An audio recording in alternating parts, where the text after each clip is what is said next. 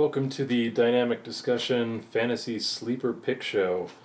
We're going to be going over some QBs and running backs to help get your rosters looking a little bit better for the fantasy football season. Now, you know about Rodgers, you know about Newton, Gurley. These are all bits of common knowledge. Everyone knows most polar bears are white, gingers have no souls, and despite what Matthew McConaughey wants you to believe, you shouldn't use black holes as a gateway for interdimensional travel because you will get wrecked in a black hole. That's enough about astrophysics. That's not why you people are here. Let's get into talking about some QB sleepers. Who you got, Randy? This is a position that I believe that you can wait on later in the draft to pick up and focus on other skill positions. First guy I would probably look for is Kirk Cousins from Washington Redskins. This could be a guy who could further improve this year, as he had a breakout 2015 passing for 29 touchdowns and over 4,100 yards. And with a slew of quality receivers and a very favorable strength schedule, 27th, and added incentive of this being his second straight contract year, being franchised by the Redskins in the offseason, you could look for his production to be within the top 10 of QBs once again. Who knows, maybe even top 5. Yeah, I agree with that on Cousins. However, my first pick, as far as like if I miss out on Rodgers, miss out on those top guys, I'm going Matt Stafford.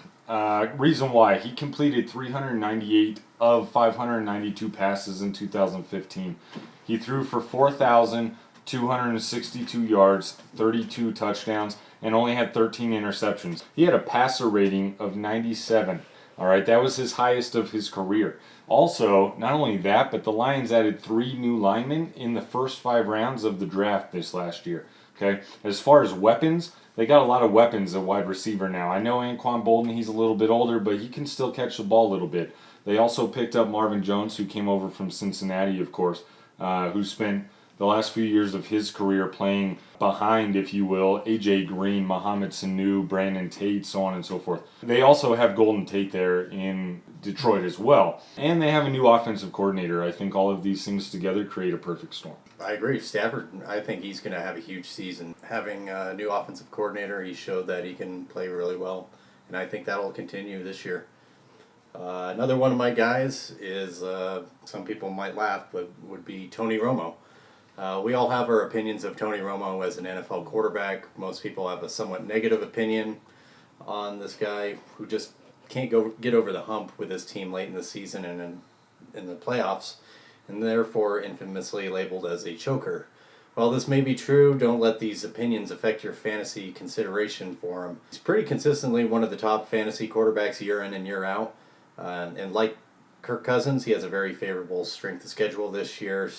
Statistically even more favorable, as he has the easiest strength of schedule among all quarterbacks fantasy-wise. And also with a great offensive line and a very solid set of receivers, he can be looked at as a possible number 1 quarterback on your team.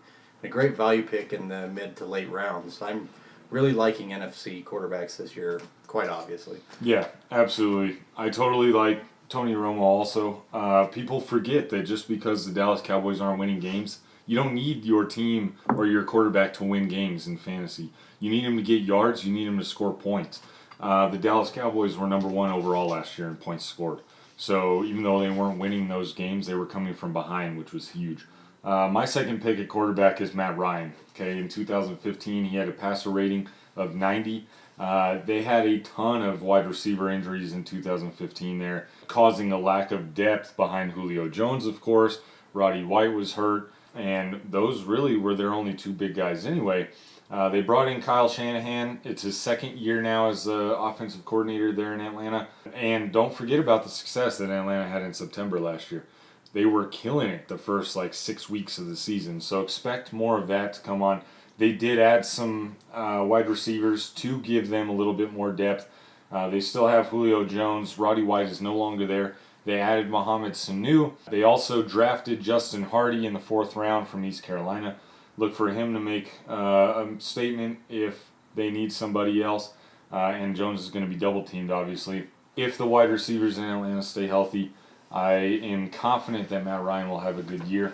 They also added free agent Alex Mack, who's a 3-time Pro Bowler, which adds to the offensive line, who was ranked 4th in 2015. Another great pick. Another one of my guys, third, but not the least, Derek Carr. Carr proved last year that he can be a quality quarterback even in the AFC West, having to play two top defenses twice a year in the Kansas City Chiefs and Denver Broncos. Even with a somewhat difficult schedule, he hurled 32 touchdowns to just 13 interceptions in 2015. He has a good set of receivers in Amari Cooper and Michael Crabtree at the wide receiver positions, and Clive Walford at tight end, who should have a better year this year. The only thing that may possibly hinder him this year is the bolstered Raiders defense. Possibly playing from leads more often this year could throw the offense into a more conservative approach later on in games this year. Well, I think that just about covers the gunslingers. Let's talk about the guys that run with the ball, or what some would call running backs. Yeah, so I'm going to go with Ryan Matthews on this one. I mean, he's a little bit under the radar, but he is still prominent there. He's a dual threat at running back. He can receive the ball also. He had a lot of receiving yards. He has an easier schedule. In 2015, the opponents they're going to be facing went 120 and 136, so 16 games under 500 in 2015. They have Doug Peterson. He was offensive coordinator from KC from 2013 to 2015. So what people forget is that Doug Peterson is primarily a running quarterback, which is awesome. Or cornerback, offensive coordinator, I'm sorry. Look for them to run the ball more with this and come back from not so great 2015. Oh, I agree. Ryan Matthews is actually one of my guys that I plan on covering. He's a guy that we all know has the label to be an injury-prone player throughout his career, which began in San Diego. Even with his injuries, when he has been healthy, he has been able to produce, averaging a very respectable 4.5 yards per carry in a 7-year career, and scoring at least 6 touchdowns 3 times. And being 28, he's got to show that he has a lot left in the tank given his litany of injuries. He can also have an effect in the passing game, like you said. He did have 50 catches in his sophomore season. And with DeMarco Murray being sent off to Tennessee, Matthews finds himself as the number 1 guy in Philly, and only injuries are going to stop him this season, so fingers crossed that he'll have a healthy year. Yeah, definitely. Anything in football is always about injuries. So if these guys stay healthy, they're going to be huge. If not, it happens, and you go on down the line. But which brings me to my other running back that I selected, Duke Johnson. He went to school in Miami, so a great college to go to school for football, typically. Also a dual threat, just like Ryan Matthews with rushing and receiving. Look for him to get more time also. In 2015, he had 61 receptions, 534 yards, and 2 touchdowns. And 104 attempts, 379 yards, 3.6 yards per carry on the ground. So obviously more prominent in the passing game last year. Third in receiving on the team, however. So if that keeps up, I mean, you don't need a running back necessarily just to run. He can receive also. I'm looking for his red zone numbers to go up, and he's got a better quarterback for passing game. All right, my next guy is Lamar Miller.